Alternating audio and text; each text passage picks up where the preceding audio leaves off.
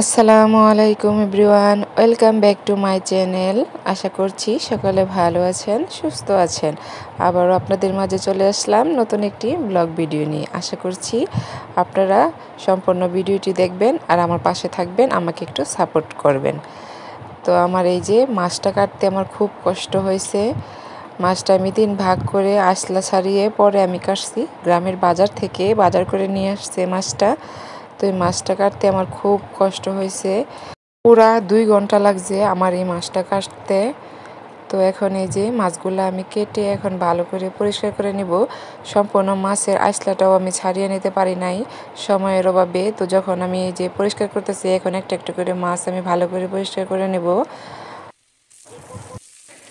আর এদিকটায় আমি একটু আলু ভাজি করে নেব। ওই বিচ্ছুটারে তো খাওয়াইতে হবে, আমরা তো রোজা রাখছি, ওই তো আর রোজা রাখে নাই, তার ওর জন্য ওর পছন্দের আলু ভাজিটা একটু ভেজে নেব। আর গরম গরম ভাতের সাথে আলু ভাজি খেতে বিচ্ছু কেন, বড়দেরও খুব ভালো লাগে। কার কার গরম গরম মচমচে আলু ভাজি ভালো লাগে তা অবশ্যই কমেন্ট করে জানাবেন।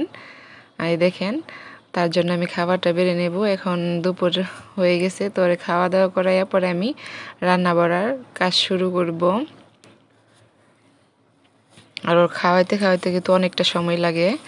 এই যে অবশেষে আমি রান্নাঘরে আসতে পারলাম রান্না করার জন্য। এখন আমি এখানে রান্না করব কাতলা মাছের কালিয়া। তার জন্য আমি হলুদ, মরিচ, লবণ দিয়ে মাছটা একটু আদা রসুন দিয়ে মাছটা ভালো করে ভেজে নেব। বেশি কড়া করে ভাজবো না, হালকা করে ভেজে নামিয়ে নেব। আর এখন এখানে 2 টুকরা দারচিনি, 3টে এলাচি ও একটু তেজপাতা দিয়ে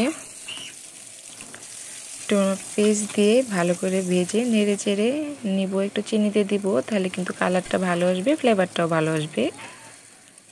এখন এই যে পেঁয়াজ বাটা দিয়ে দিব।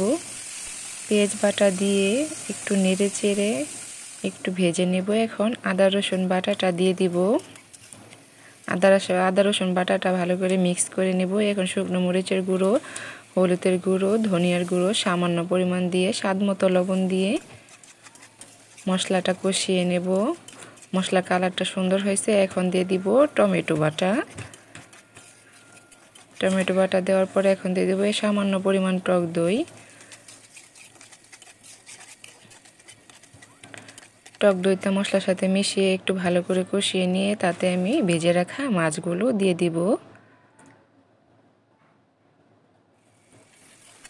এই যে মাছগুলো একটু কষানো হয়ে গেলে পরিমাণ মতো ঝোল দিয়ে দিব রান্না হওয়ার জন্য। আর কিছু কাঁচামরিচ, ধনেপাতা দিয়ে রান্নাটা শেষ করব। আলহামদুলিল্লাহ রান্নাটা শেষ। এদিকটাই আমি পাতাকপি ভাজি করে নিলাম আর কিছু বড়া ইফতারের জন্য বুট বড়া ভেজে নিলাম।